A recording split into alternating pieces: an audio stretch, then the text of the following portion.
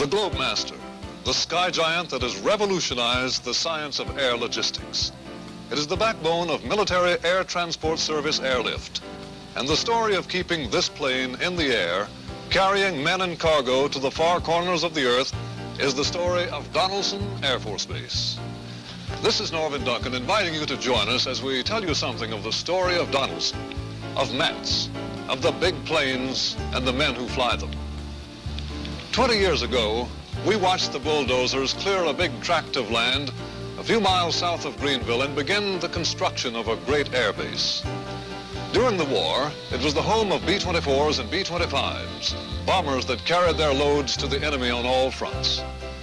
Since that time, activity at the base has varied, and there has been a succession of Air Force units of one type and then another, for the most part, units involved with heavy planes that carry troops and cargo. In 1951, with the establishment of 18th Air Force headquarters here, Greenville became known as the airlift capital of the world, and has continued to serve as a great airlift base since coming under the jurisdiction of the Military Air Transport Service.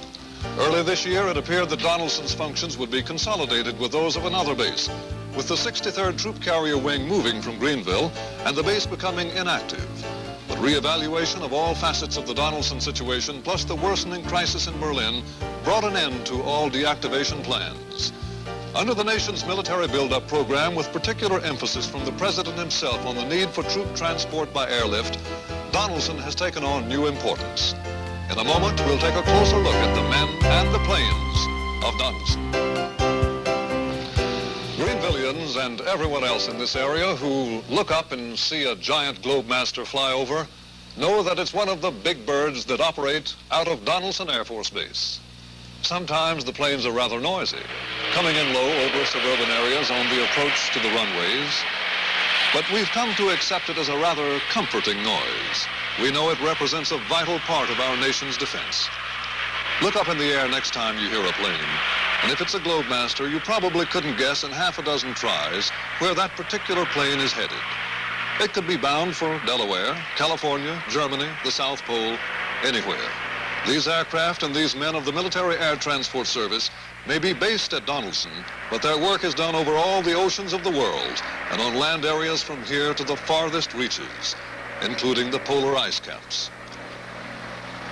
As part of the nation's only strategic airlift force, they move men, weapons, and materiel in accordance with U.S. national strategy from one continent to another. Have you stopped to think what a typical day is like for the men who fly these planes? Let's examine the situation of a C-124 crew, which is reported to base operations to begin a flight assignment. Actually, the work on their assignment has been in progress for quite some time. They've been packing and planning, holding briefing sessions, checking on aircraft maintenance, and making countless other preparations. Now they're ready for departure, arriving at base ops, some of them with families to see them off. The aircraft commander pilot here is Captain Roderick Swank. The navigator, Lieutenant William Boleen, who has since been promoted to captain. When will they see their wives and children again? Well, in their cases, in about 3 months' time. For these officers and their crewmen are headed for 90 days rotational duty at the Rhein-Main Air Base near Frankfurt, Germany. The goodbyes have been said. Now to the business of filing the flight plan, checking the weather, going over the maps. Lieutenant Boleen figures the distance and the flying time to the first stopover point. A comparatively short hop, Donaldson Air Force Base, South Carolina, to McGuire Air Force Base, New Jersey. The Globemaster, of course, can fly non-stop from Greenville to Germany. But this one will stop at McGuire to pick up a big load of cargo bound for American forces in Europe. So it's to be RON, remain overnight at the New Jersey base while the big plane is loaded. These men of the 63rd Wing will, when they reach Germany, join the wing's rotational unit at Rhein-Main Air Force Base, the 53rd Troop Carrier Squadron. The 53rd moved into Rhein-Main a few months ago in 2 days' time with 24 Globemasters, all their personnel and individual equipment, replacing the 15th Troop Carrier Squadron, which had been on temporary duty in Germany for 6 months. Now the rotation is handled somewhat differently. Individual planes and crews are rotated for 90-day periods instead of the mass rotation of a squadron every 6 months. The old-timers of the 53rd have been in every major airlift which the Air Force has conducted since the Berlin blockade. Since August of 1956, the Donaldson units at Rhein-Main have flown over 60,000 hours, their missions including the Lebanese airlift, the Congo airlift, and the trips to Agadir, Morocco after the destructive earthquake of 1960. Flying the Globemaster is not luxury travel, but in traveling with these veteran air crews in their mammoth planes, as we did on the Donaldson to Germany run, one gets a liberal education in the rigors of military air transport and in the science of air logistics. This science has been revolutionized by the C-124, the backbone of mass airlift, carrying a payload of more than 55,000 pounds for a distance of 1,000 statute miles in return without refueling. The cargo cabin contains 10,000 cubic feet usable volume, which may be quickly converted into a double-deck cabin for 200 fully equipped troops or 130-liter patients.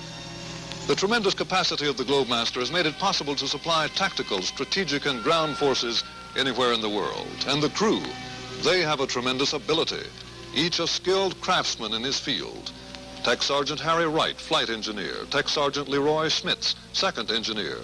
Airman First Class Joe Slater, loadmaster. Airman First Class James Steiger, radio operator. Lieutenant Boleen, navigator. Lieutenant Larry Pullen, co-pilot. And Captain R.D. Swank, pilot and AC, aircraft commander. These men are part of the vast MATS organization that is widely dispersed over the face of the world, a top flight team, one of many such teams.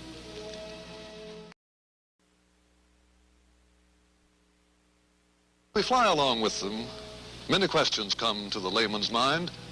How do they feel flying to remote and scattered points of the earth, leaving families for long periods? Do they suffer from their own particular occupational diseases?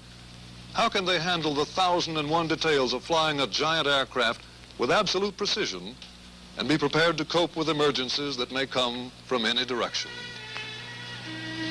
The long journey is underway. Greenville to McGuire, little more than 3 hours till the big plane touches down in New Jersey to pick up a comparatively small load of 20 to 30,000 pounds of cargo. And then it will be off for the long haul over the Atlantic. Not all the way to Germany nonstop, but to the Azores Islands, some 2,300 miles distant, slightly more than 11 hours flying time. There the plane will be refueled and the crew will rest.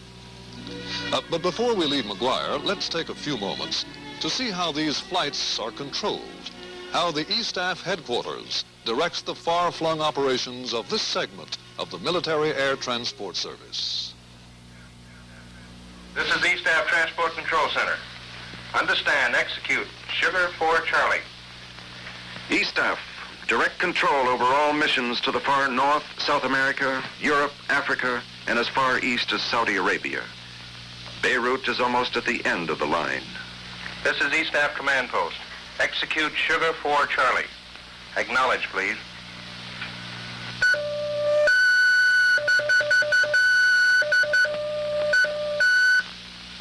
McGuire TCC, acknowledge 17. Over TCC, acknowledge 17. Norfolk TCC, acknowledge 17. Charleston TCC, acknowledge 17. Donaldson TCC, acknowledge 17.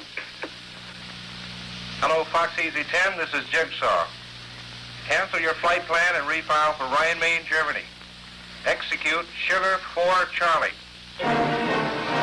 First job, get 36 Globemasters to Rhein-Main. 5,000 troops and critically needed supplies must be moved to Lebanon with all possible speed. The aircraft must be there within 36 hours, yet flight time alone from the States is 30 hours. Aircraft in flight over the Atlantic and Europe are diverted. Other aircraft at bases in England, France, and the Azores proceed to Rhein-Main. At lodges 500 miles off the coast of Portugal, a C-124 crew ready for takeoff is stopped, taken back for briefing, rerouted to Germany.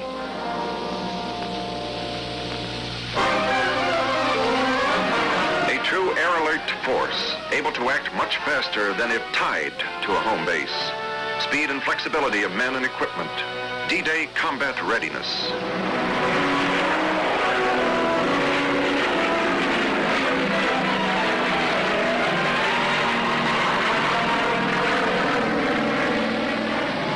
Crowden, this is Mass Trup number 42, over.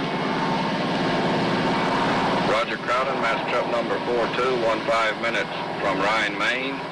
We have contact with Rhein-Main Tower. Request to clear airways, over.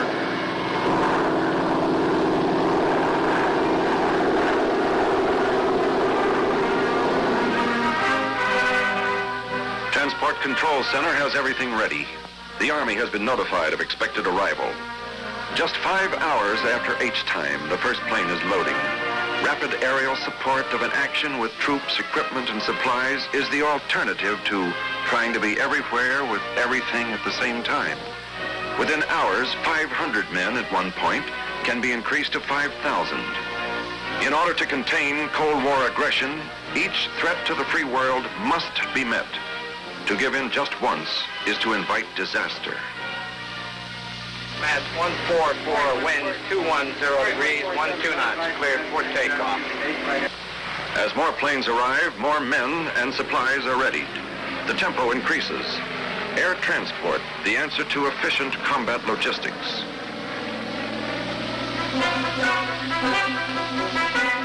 MAT's maintenance and control crews at overseas bases service the increased traffic. Ground time for a plane is held to absolute minimum. Gas, food, and necessary services are waiting the minute it pulls into the chocks. The first aircraft from the States bring personnel and supplies.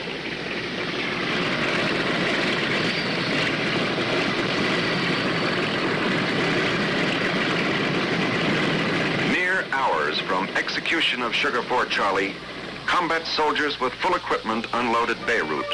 Serve notice to the world that our landing force is fully supported. Our troops there to stay as long as United States help is needed by Lebanon's government. And there, for a few moments, you've seen how MATS handles a big job in strategic airlift in a time of crisis. Now, returning to our so-called routine flight from McGuire Air Force Base across the Atlantic to the Azores, let's join our Donaldson crew at an altitude of about 9,000 feet. Weather is good, for the most part, but whatever the elements have in store for us, the crew knows what to expect. The Air Weather Service provides specialized meteorological service on a worldwide basis. And the Airways and Air Communication Service provides electronic navigation facilities, as well as continuous communications. Stopover point on one of the tiny islands in the Azores, Portuguese territory, is Lodge's Air Force Base, a veritable crossroads of the Atlantic. They say it rains here 90% of the time, and the wind will drive the rain clear through your raincoat. Weather conditions in the Azores have been known to give Air Force people a few gray hairs, but on this trip we're lucky. Bright sunshine and no wind. Donaldson personnel run into other Air Force people here from bases all over the world. These men have just flown in one of the big tanker planes that are used for refueling jets.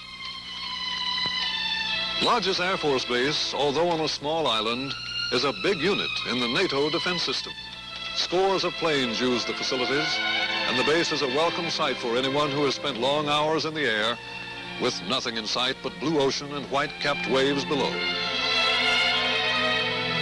The island is picturesque, and the air crews find a measure of needed relaxation. But one can't forget that more duty is calling. The aircraft is serviced and checked, weather conditions reviewed, everything done that's requisite to the continuation of the trip to Germany, which is still some 8 hours flying time away.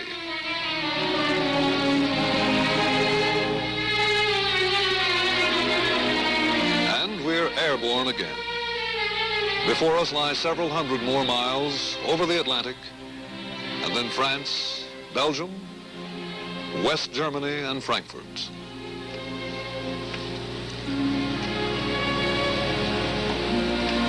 As the hours pass, the radio brings unfailing communications from checkpoints along the way.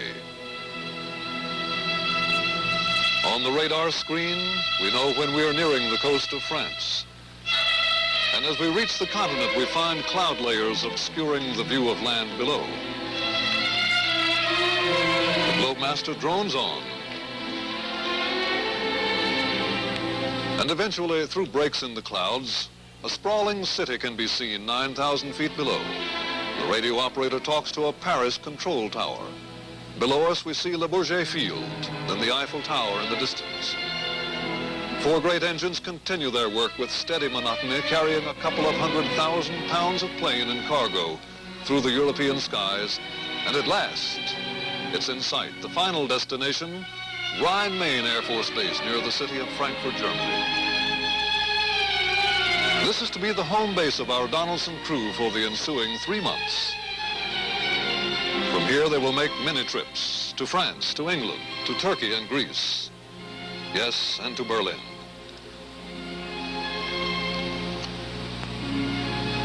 Meeting us here at Rhein-Main is the commanding officer of the 53rd Troop Carrier Squadron, Lieutenant Colonel David B. Smith, with Captain Ray Carr, an aircraft commander pilot serving at the time as a protocol officer. Colonel Smith is a command pilot with more than 7,000 flying hours, and as commander of the 53rd on temporary duty from Donaldson Air Force Base of Greenville, he directs the far-flung operations of this squadron.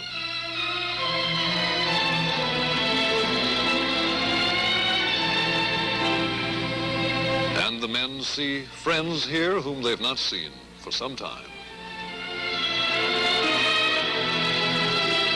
Shortly after landing, we learn that our crew is scheduled to make a flight the very next morning through the corridor to Berlin. And this, we learn, means considerable preparation. Some of it a kind different from previous procedures. Maintenance on the plane is one thing, of course. Men checking the engines, going over every section of the big craft, doing the countless jobs with the skill and thoroughness that have won high awards for the 63rd Wing in maintenance and safety. These rugged 124s have a wingspan of 174 feet, height 48 feet, length 130 feet, a fuel capacity of 11,000 gallons. Briefing of a special type is another preparation for a flight to Berlin. Our men fly to Berlin, said Briefing Officer Captain Charles Harris, to keep qualified in corridor operations. They must be familiar with the routes, the navigational aids, and approach procedures at Tempelhof Airdrome. As for the specifics of the flight through the corridor, we learned this. The situation is tight. Precision navigation is mandatory. The crew must be alert for false radio messages that may intrude on their frequency, designed to lure them off course. If the plane should be forced to land in communist East German territory for any reason, our men will insist on speaking only to a Soviet official and have no dealing with an East German representative. There is mention that communist MiG jets have been buzzing Western planes recently, and our crew is to be on the alert for them and make a full report of any such happenstance.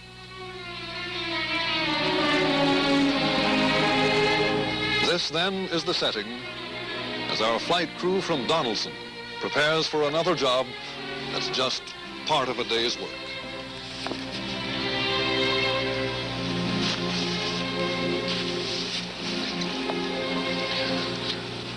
With all necessary information at hand for the corridor qualification flight, it's time to get to the Globemaster, which has been serviced and fueled. The last-minute visual check is made. Everything appears in readiness for the flight through a strip of air that has become a critical international issue. And this particular trip, although of only a couple of hours' duration, will admittedly be a little beyond the usual description of routine.